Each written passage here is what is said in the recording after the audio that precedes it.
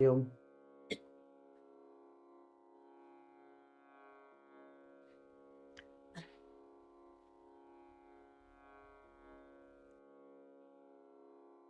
കേട്ട ദോഹ നമ്മൾ നമ്മുടെ സ്വന്തം ധാമത്തിലേക്ക് തിരിച്ചു പോകണം എന്ന് ഉദ്ഘോഷിക്കുന്ന ഒരു ദോഹയാണ്. പൊതുവെ ഈശ്വരൻ എന്നിലുണ്ട് എന്നൊക്കെ നമ്മൾ കേട്ടിട്ടുണ്ട്. തത്വമസി ഇതെല്ലാം നമ്മൾ ഇഷ്ടം പോലെ കേട്ടിട്ടുണ്ട്.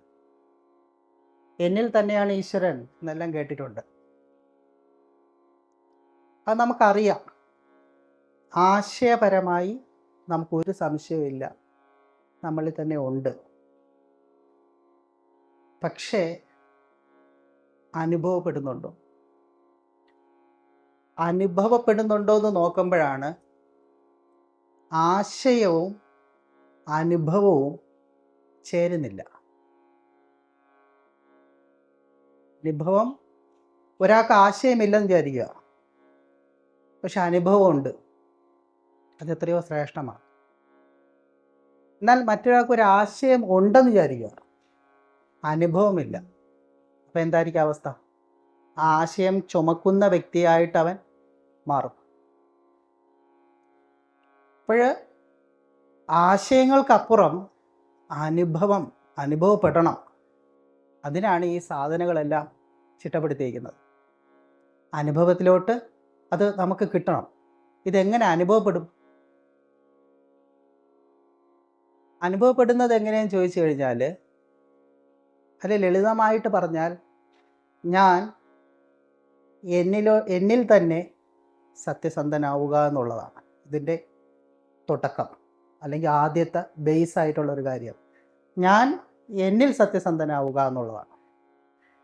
മറ്റൊരാൾ പറഞ്ഞ് കേട്ടിട്ട് ഭയത്തോടെയോ അല്ലെങ്കിൽ അനുസരണശീലത്തോടെയോ ഒരു കാര്യം ചെയ്യാൻ പാടില്ല.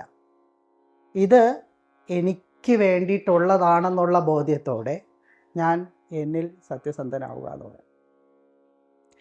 ഇത് മനസ്സിലാക്കാൻ ഒരു ചെറിയൊരു കഥ പറയാം. അതായത്, ഒരു ഉപ്പളമുണ്ടായിരുന്നു. അതായത് ഉപ്പ് ഉണ്ടാക്കുന്ന സ്ഥലം, ഉപ്പളം ഇങ്ങനെ കൂട്ടിയിട്ടേക്കും ഉപ്പ്. ആ ഉപ്പളത്തിൻ്റെ പരിസര പ്രദേശത്ത് കുറേ ഉറുമ്പുകൾ ജീവിച്ചിരുന്നു, നിറയെ ഉറുമ്പുകൾ. അങ്ങനെ ഇരിക്കെ അവർക്ക് വേറെ ഉപ്പ് ഉള്ളത് കാരണം വേറെ ചെടികളോ വേറെ ഒന്നും അവിടെ വളരില്ല, ഉപ്പ് മാത്രമേ ഉള്ളൂ. അപ്പം അവിടെ ജീവിക്കുന്ന കുറേ ഉറുമ്പുകൾക്ക് ആകപ്പാടെ കഴിക്കാൻ പറ്റുന്ന ഒരേ ഒരു വസ്തു ഉപ്പ് മാത്രമേ ഉള്ളൂ. ഈ ഉപ്പ് കഴിച്ചാണ് ഇങ്ങനെ വളരുന്നത്. അങ്ങനെ കുറേ നാളിങ്ങനെ ഇതിങ്ങനെ കഴിച്ച്, അങ്ങനെ ഉപ്പ് കഴിച്ച് ആ ഉറുമ്പുകൾ വളർന്നുകൊണ്ടിരിക്കുകയാണ്. അങ്ങനെ ഇരിക്കെ അന്യദേശത്തിൽ നിന്ന് മറ്റൊരു ഉറുമ്പ് ആ സ്ഥലത്തെത്തി. അങ്ങനെ ഈ ഇവിടുത്തെ ഉറുമ്പും അന്യദേശത്തിൽ നിന്ന് വന്ന ഒരു ഉറുമ്പും പരസ്പരം അങ്ങോട്ടും ഇങ്ങോട്ടും സംസാരിക്കുകയാണ്. അപ്പോൾ അന്യദേശത്തിൽ നിന്ന് വന്ന ഉറുമ്പ് ചോദിക്കുന്നു, എനിക്ക് വിശക്കുന്നല്ലോ, എന്തെങ്കിലും ഉണ്ടോ എന്ന് ചോദിച്ചു. അപ്പോൾ ഉറുമ്പ് പറഞ്ഞു, ഇതാ കുന്ന് കൂട്ടിയിട്ടേക്കുന്നില്ല ഉപ്പ്, നമുക്ക് എത്ര തലമുറ വേണമെങ്കിലും കഴിക്കാനുള്ള ഉപ്പ് ഇവിടെ ഉണ്ട്. അത് ഉപ്പെന്നൊന്നും ആ ഉറുമ്പിനറിയില്ല, ഭക്ഷണം അവിടെ ഉണ്ടെന്ന് പറഞ്ഞു. അപ്പോൾ ഈ വന്ന ഉറുമ്പ് അതൊന്ന് ടേസ്റ്റ് ചെയ്ത് നോക്കിയപ്പോൾ ഇത് കഴിക്കാൻ പറ്റുന്ന ഒന്നല്ല. അപ്പോൾ ഇത് എങ്ങനെ കഴിക്കും, ഇത് നമ്മുടെ ഭക്ഷണം അല്ലല്ലോ എന്ന് പറഞ്ഞു. അപ്പോഴാ ഉറുമ്പ് പറഞ്ഞു, ഇത് കഴിച്ചുകൊണ്ടാണ് നമ്മൾ തലമുറകളായിട്ട് ജീവിച്ചുകൊണ്ടിരിക്കുന്നത് എന്ന് പറഞ്ഞു. അപ്പോൾ ഇതിൽ നിന്നും നല്ല ഭക്ഷണം വേറെയുണ്ട് എന്ന് പറഞ്ഞു. അപ്പോഴിത് ആരംഗീകരിക്കില്ല? ഈ ഉറുമ്പ് അംഗീകരിക്കില്ല. നമ്മൾ തലമുറകളായിട്ട് കഴിക്കുന്ന ഭക്ഷണം ഇതാണ്, അപ്പം ഇത് തന്നെയാണ് ഭക്ഷണം, ഇതല്ലാതെ വേറൊരു ഭക്ഷണം ഇല്ല എന്ന് തീർത്തും അങ്ങ് പറയുകയാണ്. അങ്ങനെ പറഞ്ഞപ്പോൾ ഈ അന്യദേശത്തിൽ നിന്ന് വന്ന ഉറുമ്പ് പറയുകയാണ്, അത്രയും സംശയമുണ്ടെങ്കിൽ എൻ്റെ കൂടെ വരൂ, ഞാൻ കാണിച്ചു തരാം. നമ്മൾ നല്ല മധുരമുള്ള പഞ്ചസാരകളൊക്കെ കഴിക്കുന്ന ഉറുമ്പാണ്. അപ്പോൾ എൻ്റെ കൂടെ വന്നു കഴിഞ്ഞാൽ ഈ പഞ്ചസാര കാണിച്ചു തരാം, ഇതേപോലെ പഞ്ചസാര കൂന ഉള്ള ഇടവും ഉണ്ട് എന്ന് പറഞ്ഞു. അപ്പോൾ ഈ ഉറുമ്പ് സമ്മതിക്കില്ല. അത് എനിക്കിപ്പോൾ വരാൻ പറ്റില്ല, എനിക്കത് തിരക്കുണ്ട്, ഇതാണെന്നൊക്കെ പറഞ്ഞ് നമ്മൾ സത്സംഗത്തിൽ വിളിക്കുമ്പോൾ ആൾക്കാർ പറയുന്നത് പോലെ ഓരോ കാര്യങ്ങൾ ഇങ്ങനെ പറഞ്ഞുകൊണ്ടേയിരുന്നു, ന്യായീകരണങ്ങൾ പറഞ്ഞുകൊണ്ടേയിരുന്നു. അപ്പോൾ ഈ ഉറുമ്പ് പറഞ്ഞു, അല്ല നീയല്ലേ പറഞ്ഞത് വേറെ ഭക്ഷണം ഇല്ലെന്ന്, ഉണ്ടെന്ന് തെളിയിക്കാനാണ് വരാൻ പറയുന്നത്. അപ്പം നീ വന്നു കഴിഞ്ഞാൽ നിനക്ക് കാണിച്ചു തരാം. അങ്ങനെ ശരി പോകാമെന്ന് പറഞ്ഞിട്ട് കൂടെ ഇങ്ങനെ സഞ്ചരിച്ചു പോകും. അപ്പോൾ ഇങ്ങനെ നടന്ന് പോയപ്പോൾ പറഞ്ഞു, ഇത്രയും ദൂരമോ, ഇത് നേരത്തെ പറഞ്ഞിരുന്നെങ്കിൽ ഞാൻ എന്ന് പറഞ്ഞു. അപ്പോൾ നേരത്തെ പറഞ്ഞിരിക്കുക എന്താണ്, വരൂലായിരുന്നു എന്ന് പറഞ്ഞു. അതുകൊണ്ടാണ് പറയാത്തത്, നീ വരൂ എന്ന് പറഞ്ഞു. അങ്ങനെ വിളിച്ച് നേരെ പോയിട്ട് പഞ്ചസാരയുടെ കൂനയെ കാണിച്ചു. കണ്ടോ പഞ്ചസാര കൂനയാണ്. അപ്പോൾ ഈ ഉറുമ്പ് ഇങ്ങനെ നോക്കിയിട്ട് പറഞ്ഞു, ഷോ ഇതല്ലേ അവിടെയും കണ്ടത്, കാര്യം പഞ്ചസാരയും വെളുത്തായിരിക്കുന്നത്, ഇതും വെളുത്തായിരിക്കുന്നത്. അപ്പോൾ നീ ഈ മുൻധാരണകളൊക്കെ ഇടാതെ നീ വരൂ, എൻ്റെ കൂടെ വരൂ എന്ന് പറഞ്ഞു. അങ്ങനെ നേരെ വിളിച്ച് കൊണ്ടുപോയി പഞ്ചസാര കൂനയുടെ അടുത്ത് പോയി. എന്നിട്ട് ഇതിൽ നിന്ന് കഴിച്ചു നോക്കാൻ പറഞ്ഞു. ആ ഉറുമ്പ് കടിച്ച് ടേസ്റ്റ് നോക്കി. അപ്പോൾ അന്യദേശത്തിൽ നിന്ന് വന്ന ഉറുമ്പ് ചോദിക്കും, എങ്ങനെയുണ്ടെന്ന് ചോദിക്കും. അപ്പോൾ പറഞ്ഞു, വേറെ പ്രത്യേകിച്ച് ടേസ്റ്റ് ഒന്നും ഇല്ലല്ലോ, ഒരു ടേസ്റ്റും ഇല്ലെന്ന് പറഞ്ഞു. അപ്പോൾ വീണ്ടും കഴിക്കാൻ പറഞ്ഞു. അപ്പോൾ വീണ്ടും കഴിക്കുമ്പോഴും ഇദ്ദേഹം പറയുന്നു, ഒരു ടേസ്റ്റും ഇല്ല, പ്രത്യേകിച്ച് ഒരു ടേസ്റ്റും ഇല്ലെന്നോ. അപ്പോൾ ഈ അന്യദേശത്തിലുള്ള ആ ഉറുമ്പ് ചിന്തിക്കുകയാണ്, അങ്ങനെ വരാൻ വഴിയില്ലല്ലോ, ഉപ്പിനെ കാട്ടി എന്തായാലും മധുരം പഞ്ചസാരയ്ക്കുണ്ട്. അപ്പോൾ പറഞ്ഞു, നീ ശരിക്കും കഴിച്ചോ? കഴിച്ചു. അപ്പോൾ വാ തുറന്നേ എന്ന് പറയും. അപ്പോൾ വാ തുറന്നപ്പോൾ ആ ഉറുമ്പിൻ്റെ വായുടെ ഒരു സൈഡിൽ എന്ത് വെച്ചിട്ടുണ്ട്? ഉപ്പ് വെച്ചിട്ടുണ്ട്. കഴിച്ചുകൊണ്ടിരുന്ന സാധനം അവിടെ വെച്ചിട്ടുണ്ട്. അപ്പോൾ ഈ ഉപ്പ് ഒരു സൈഡിൽ ഇരിക്കുകയാണ്, എന്നിട്ടാണ് ഈ മധുരം കൂടി കുറച്ചെടുത്തിട്ട് ടേസ്റ്റ് ചെയ്ത് നോക്കുന്നത്. അപ്പോൾ ആ ടേസ്റ്റ് അറിയാൻ പറ്റുന്നില്ല. ഇപ്പം നേരത്തെ പറഞ്ഞതുപോലെ സത്യം നമുക്കറിയാമെങ്കിലും അനുഭവപ്പെടാത്ത എന്ത്, നമ്മളും കുറേ ഉപ്പുകൾ ഇങ്ങനെ ഒരു സൈഡിൽ ഇങ്ങനെ സൂക്ഷിച്ച് വെച്ചേക്കുകയാണ്, നമ്മളത് കളയുന്നില്ല. നമ്മൾ സത്യത്തെ അറിയണമെന്നൊക്കെ പറഞ്ഞ് നമ്മൾ പലയിടത്ത് യാത്ര ചെയ്യുന്നുണ്ടെങ്കിലും ശേഖരം ഇങ്ങനെ ഒരു സൈഡിൽ അങ്ങനെ വെച്ചിട്ടുണ്ട്. ഇത് വെച്ചുകൊണ്ട് നമ്മൾ എന്ത് ചെയ്താലും ഒരു ടേസ്റ്റും ഒരിടത്തും ഒന്നും തോന്നില്ല. അവസാനം എന്ത് പറ്റി? ആ ഉറുമ്പ് പറഞ്ഞ്, നീ ഇത് കഴിച്ചുകൊണ്ടിരുന്നോ, എനിക്ക് എൻ്റെ ഫുഡ് മതി എന്ന് തിരിച്ച് നേരെ ഉപ്പളത്തിലോട്ട് അങ്ങ് പോവുകയും ചെയ്യും. അപ്പോൾ സത്യം മധുരിക്കുന്നില്ല.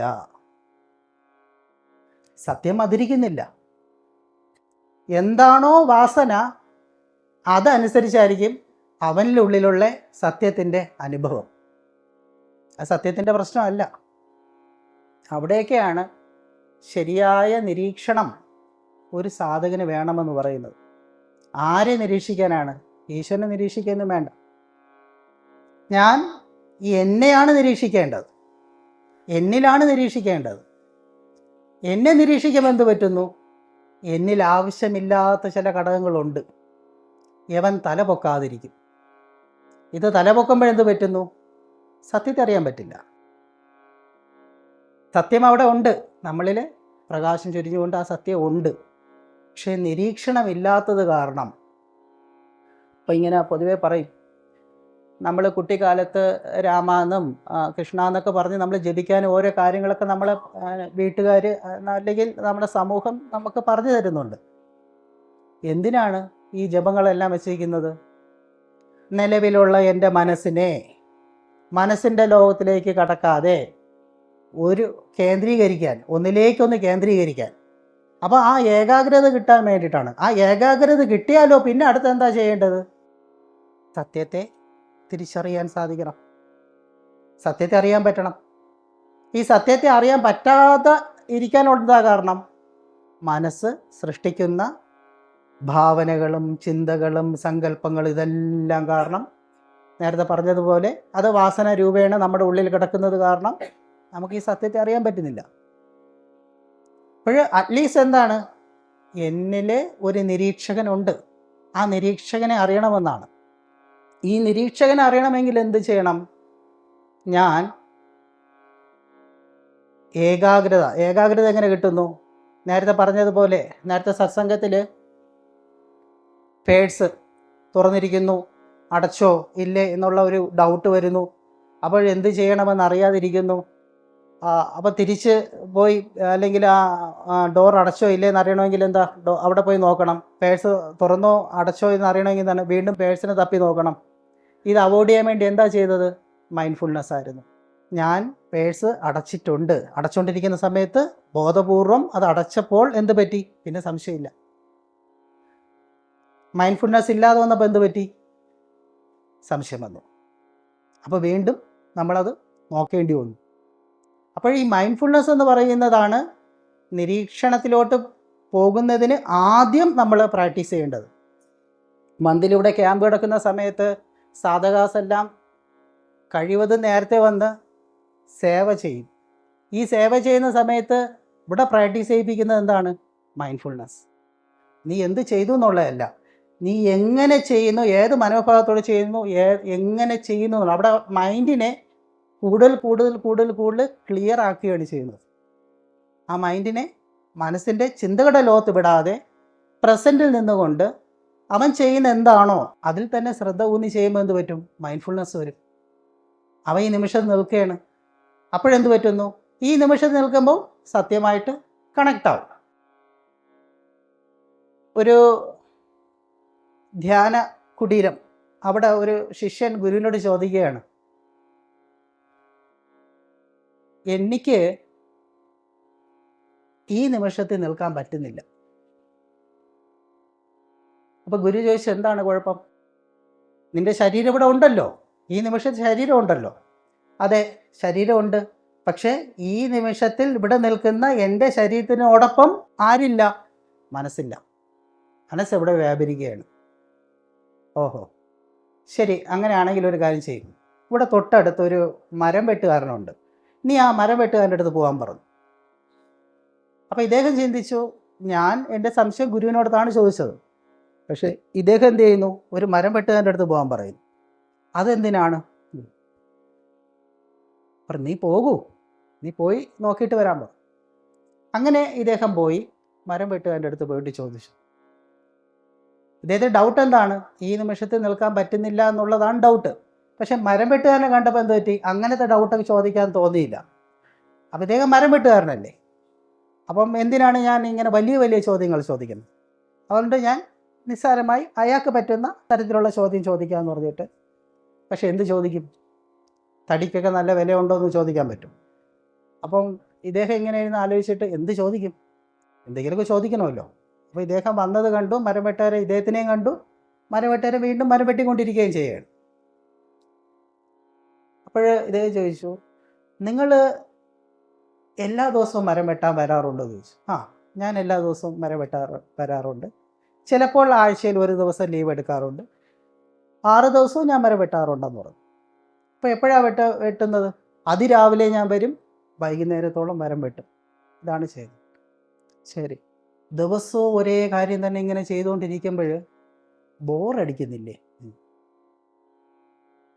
അപ്പോൾ ഇദ്ദേഹം പറഞ്ഞു, ഇല്ല, എനിക്ക് ബോറടിക്കാറില്ല. എന്നാലും ഒരേ കാര്യം ദിവസം ഇങ്ങനെ ചെയ്തുകൊണ്ടല്ലേ ഇരിക്കുന്നത്? എഴിക്കുന്നു, മരം വെട്ടുന്നു, കളക്ട് ചെയ്ത് വെക്കുന്നു, അത് കൊണ്ട് വിൽക്കുന്നു. ഇത് ഇങ്ങനെ സ്ഥിരമായി ചെയ്യുമ്പം ബോറടിക്കില്ലേ ചോദിച്ചു. അപ്പം ഇല്ല എന്ന് വീണ്ടും തർപ്പിച്ചു പറഞ്ഞു. അത് എന്തുകൊണ്ടാ ബോറടിക്കാത്തത്? അപ്പം അദ്ദേഹം പറഞ്ഞു, ഞാൻ മരം വെട്ടുമ്പോൾ വെട്ടുന്ന ശബ്ദം കേൾക്കുന്നു. ഓരോ വെട്ടുന്ന സമയത്തും ഞാൻ അവിടെ കൊടുക്കുന്ന ഊർജം അനുസരിച്ചിട്ട് എൻ്റെ ശ്വസനത്തിന് താളം മാറുന്നത് ഞാൻ അറിയുന്നു. ഓരോന്നും അറിഞ്ഞാണ് ഞാൻ മരം വെട്ടിക്കൊണ്ടേയിരിക്കുന്നതെന്ന് പറഞ്ഞു. അപ്പോൾ അവിടെ റെപ്പറ്റീഷൻ വരുന്നുണ്ടോ? ഇല്ല. ഓരോ ശബ്ദവും ഈ നിമിഷത്തിൻ്റെയാണ്. ഈ നിമിഷത്തിൻ്റെ ശബ്ദമാണ് ഞാൻ കേട്ടുകൊണ്ടിരിക്കുന്നത്. അതിൽ ഞാൻ ശ്രദ്ധിക്കുന്നത് കാരണം എനിക്കിത് ഭാരമായിട്ട് തോന്നുന്നില്ല, ധ്യാനമായിട്ടാണ് തോന്നുന്നത്. ഇതെനിക്കൊരു ജോലിയായിട്ടല്ല തോന്നുന്നത്, എനിക്കൊരു ധ്യാനമായിട്ടാണ് തോന്നുന്നത്. ഞാൻ ഈ നിമിഷത്തിലാണ് നിൽക്കുന്നതെന്ന് പറഞ്ഞു. പക്ഷേ ചോദ്യം ഗുരുവിനോട് ചോദിച്ചത് എന്താണ്? ഈ നിമിഷത്തിൽ എങ്ങനെ നിൽക്കാം എന്നുള്ളതാണ് ചോദിച്ചത്. പക്ഷേ ഇദ്ദേഹത്തിൻ്റെ അടുത്ത് വന്നിട്ട് ആ ചോദ്യമല്ല ചോദിച്ചത്. പക്ഷേ ആ സാധാരണ വ്യക്തി പോലും ഈ നിമിഷത്തിലുള്ള ധ്യാനത്തിനെ പറ്റിയിട്ടുള്ള ഉത്തരമാണ് അദ്ദേഹത്തിന് കൊടുത്തത്. അപ്പോഴാണ് അദ്ദേഹം ചിന്തിക്കുന്നത്, ഞാൻ ഈ നിമിഷത്തിൽ നിൽക്കാതെയാണ് ഈ നിമിഷത്തിൽ നിൽക്കുന്നത് എങ്ങനെയെന്ന് ഗുരുവിനോട് ചോദിക്കുന്നത്. അപ്പോൾ രാമ പറഞ്ഞിട്ട് കാര്യമുണ്ടോ? നമ്മൾ ഈ നിമിഷത്തിൽ എത്തണമെന്നാണ്. അതിനെന്ത് ചെയ്യണം? ശരിയായ നിരീക്ഷകൻ. എൻ്റെ മനസ്സ് ഓടുന്നു എന്നുള്ളത് ഞാൻ തിരിച്ചറിയണം. എൻ്റെ ചിന്തകൾ ഓടുന്നു, അതനുസരിച്ച് ഞാൻ പ്ലാനിങ് ചെയ്യുന്നു, അതനുസരിച്ച് ഞാൻ വ്യാകുലതപ്പെടുന്നു. ഇതെല്ലാം എന്നിൽ നടക്കുന്ന, ഉള്ളിൽ നടക്കുന്ന ഇത്തരം സംഘർഷങ്ങളെല്ലാം കൃത്യമായി തിരിച്ചറിയണമെങ്കിൽ ആ നിരീക്ഷകൻ ഉണർന്നാൽ മാത്രമേ പറ്റുള്ളൂ. അതിനൊക്കെയാണ് ഈ ധ്യാനവും ധ്യാന ശിബിരങ്ങളും ഇതെല്ലാം ചെയ്യുന്നത്. എന്താണ്? ഓരോ നിമിഷവും പ്രസൻറ്റിൽ നിന്നുകൊണ്ട് അതിനറിയുക എന്നുള്ളതാണ്. അപ്പോഴതിന് എളുപ്പവഴി എന്താണ്? ബ്രീത്തിങ്ങിലോട്ട് ഫോക്കസ് ചെയ്യുക എന്നുള്ളതാണ്. നമ്മുടെ ശ്രദ്ധ നമ്മുടെ ശ്വസനത്തിൽ നമ്മൾ ശ്രദ്ധിക്കുന്നു. ശ്വാസനിശ്വാസത്തിൽ അതെന്താണ്? ഈ നിമിഷത്തിൽ നടക്കുന്നതാണ്. പ്രകൃതി നമ്മൾ ചെയ്യുന്ന ഒരു പ്രക്രിയയാണത്. അപ്പോൾ ആ പ്രകൃതി നമ്മൾ പ്രവർത്തിക്കുന്ന ശ്വാസനിശ്വാസത്തിൽ നമ്മൾ നിൽക്കുമ്പോൾ എന്ത് പറ്റുന്നു? തോട്ടിൻ്റെ ബാക്കിലോട്ട് നമ്മൾ തൽക്കാലം പോകാതിരിക്കുന്നു. ചുറ്റിൽ നടക്കുന്ന കാര്യങ്ങളെ പറ്റി കൂടുതൽ നമ്മൾ അവെയറാകുന്നു. ആ അവയർനെസ്സിൽ നിൽക്കുമ്പോൾ മാത്രമാണ് ഒരു സ്റ്റിൽനെസ് നമ്മൾ സംഭവിക്കും. അതാണ് ധ്യാനം. ബോധപൂർവം നിൽക്കുമ്പോൾ നമ്മളിൽ ധ്യാനത്തിലോട്ട് നമ്മൾ കണക്റ്റ് ആവുന്നു. ഇപ്പം നമ്മുടെ ക്യാമ്പുകളിൽ മൊത്തത്തിൽ ഈ നിമിഷത്തിൽ നിലനിൽക്കാൻ വേണ്ടി നമ്മളെ പോലെ അറിയാതെ, ഫോഴ്സ്ഫുൾ അല്ലാതെ, എന്നാൽ നമ്മൾ ഗ്രാജ്വലി നമ്മൾ ഈ നിമിഷത്തിൽ തന്നെ ഇങ്ങനെ കണക്ട് ചെയ്ത് നിർത്തി ആ സ്റ്റിൽനെസ്സിലോട്ട് നമ്മൾ കണക്റ്റ് ആവുന്നു. അപ്പോഴെന്താണ്? എന്താണോ നാം അതായി നമ്മൾ നിൽക്കും. അവിടെ മനസ്സിൻ്റെ സ്വാധീനം ഇല്ല. ഇപ്പോൾ നമ്മളൊരു മ്യൂസിക് കേൾക്കും, അല്ലെങ്കിൽ ഇപ്പോൾ ഒരു ഭജന കേൾക്കും. ആ ഭജന നേരത്തെ പറഞ്ഞതുപോലെ ഈ നിമിഷത്തിൽ നിന്നുകൊണ്ട് ആ ഭജന ആസ്വദിച്ചുകൊണ്ടിരിക്കുക. എന്താണോ ആ ഭജന നമ്മൾ കേട്ടുകൊണ്ടിരിക്കുക. വേറെ ഒന്നും അതിനെപ്പറ്റി ചിന്തിക്കാൻ പോകരുതല്ലേ. ഞെട്ടൽ നിവർന്ന് കണ്ണുകളടച്ച് റിലാക്സ് ചെയ്ത് നിൽക്കുക. ദീർഘമായ ഒരു ശ്വാസം എടുത്ത് സാവകാശം നിശ്വസിക്കുക. സ്വന്തം ബ്രീത്തിങ്ങിൽ തന്നെ അവെയറായിരിക്കുക.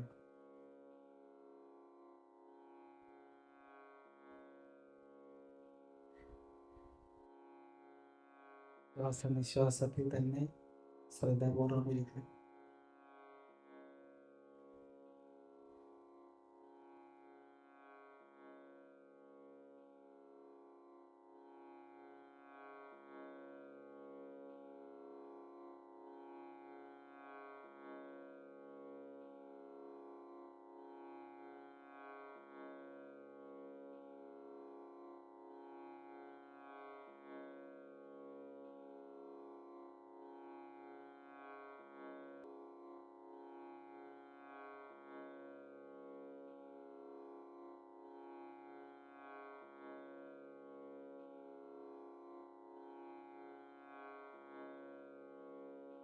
നമ്മൾ പറഞ്ഞു വന്നത് മൈൻഡ്ഫുൾനെസ്.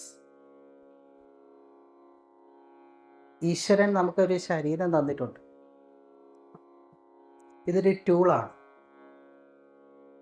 ഈ ടൂളിനെ ഉപയോഗിച്ചുകൊണ്ട് മാത്രമേ, അല്ലെങ്കിൽ ആ ടൂളിൻ്റെ പ്രവർത്തനങ്ങൾ അറിയുന്നത് കൊണ്ട് മാത്രമേ ആ ടൂളിനെ നിർമ്മിച്ച ഒരു സത്യമുണ്ട് ഈ ലോകത്ത്. ആ സത്യത്തിലോട്ട് നമുക്ക് കണക്ട് ചെയ്യാൻ പറ്റും. അപ്പം ഈ ശരീരത്തെ തന്നെയാണ് ഉപാധിയായി ആ സത്യത്തെ അറിയുവാൻ ഉപയോഗിക്കേണ്ടത്. അവിടെയാണ് നേരത്തെ പറഞ്ഞ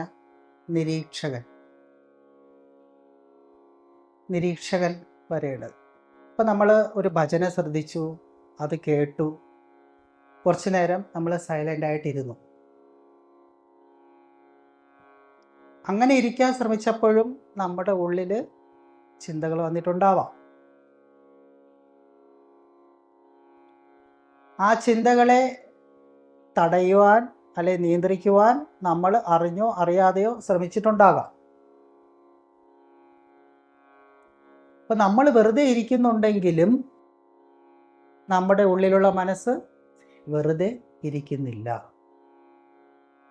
ഇതൊരു സത്യമാണ്. അതുകൊണ്ടാണ് അത് ചിന്തകളിങ്ങനെ സൃഷ്ടിച്ചുകൊണ്ടേയിരിക്കുന്നത്. ഒന്നിൻ്റെ പുറകെ ഒന്നായിട്ട് ഓരോ ചിന്തകൾ ഇങ്ങനെ സൃഷ്ടിച്ചുകൊണ്ടേയിരിക്കുന്നു.